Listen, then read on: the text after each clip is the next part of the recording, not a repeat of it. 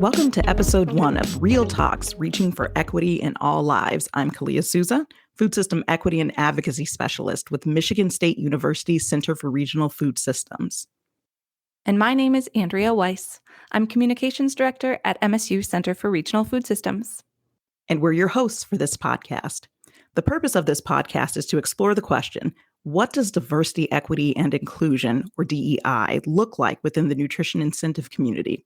We hope that this series captures the experience or journey of DEI work, underscoring that this is not a straightforward process, it takes time, and it surfaces values and tensions that need to be explored to create a culture of DEI.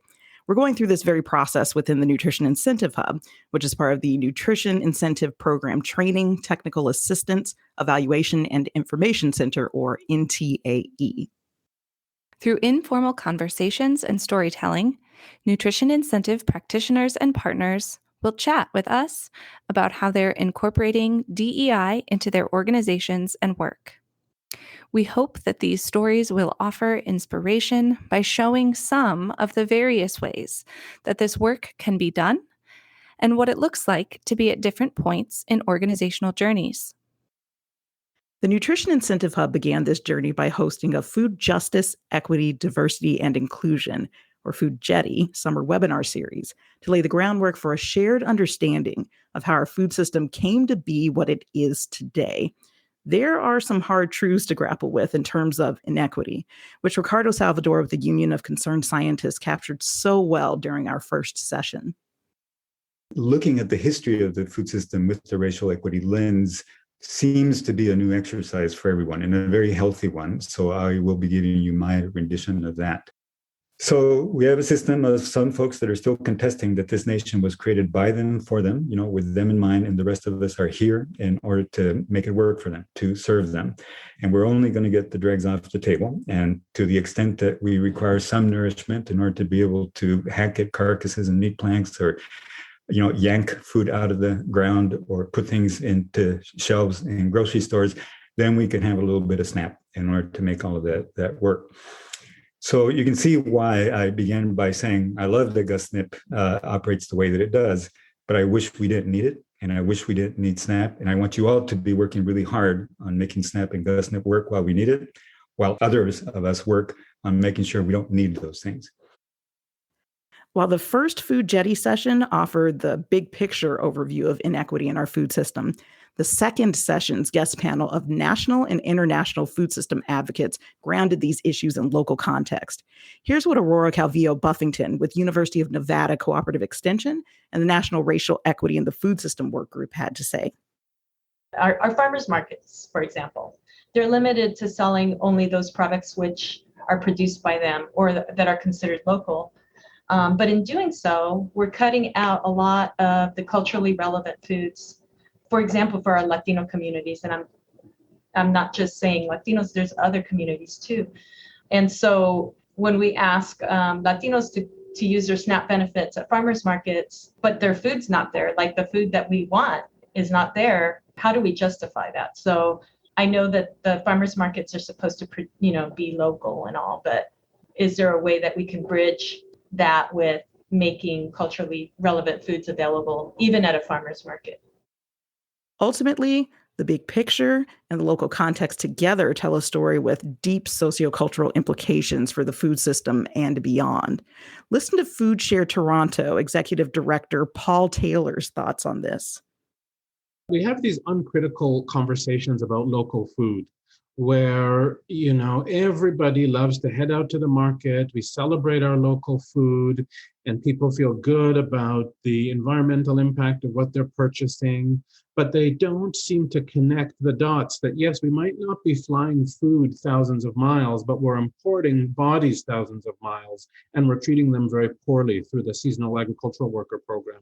And again, it's Black and brown bodies, and one of the many ways that these kinds of food injustices show up and that are deeply tied to racism. I also think another one that doesn't get talked about enough is the policing that happens in communities of color as we're doing something as simple as buying food. Many of us learn that when we walk into any kind of shop, we need to make sure our hands are visible at all times. Like, these are the things that impact our ability to not just access food, but to celebrate food. It's these kinds of conversations that are leading nutrition incentive practitioners and organizations to find ways to intentionally center diversity, equity, and inclusion in their practice, and the results are transformative. Here's a clip from our first series interview with Gus Schumacher Nutrition Incentive Program grantee, Mid-America Regional Council, a member of the Double Up Heartland Coalition, to illustrate exactly this. The early days definitely brought up some tension in the group. And I think it really exposed kind of our difference in focus between organizations.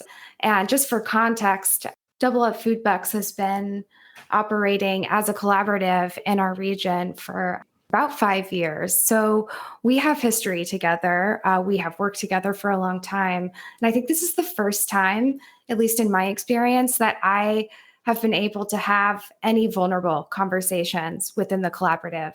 And I think that is a sign that maybe the culture and of the way that we communicate with one another is changing. And I like that. So I would say that's something really positive that's changed about the way that we relate to one another. This is just a small preview of what we're exploring in this podcast series, which we created because we believe that we can all learn from each other in this process. Partnerships and relationships are the backbones of DEI, and these short episodes bring life and ideas to what it means to do DEI work. So, we hope that you will dive in with us, ready to question, learn, be challenged, and embrace the process.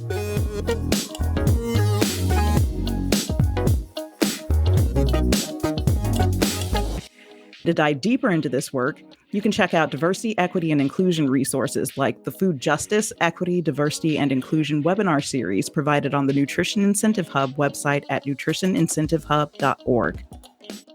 You can find all Real Talks episodes on Apple Podcasts, Google Podcasts, and Spotify. Please share this podcast and check out our other episodes. Real Talks is a podcast created by the Michigan State University Center for Regional Food Systems. The series is hosted by Kalia Souza and Andrea Weiss, and produced by Lindsay Mensch and Andrea Weiss. The podcast is supported by the Nutrition Incentive Program Training, Technical Assistance, Evaluation, and Information Center, and Gus Schumacher Nutrition Incentive Program, grant number 2019-70030-30415, project accession number 1020863 from the USDA National Institute of Food and Agriculture.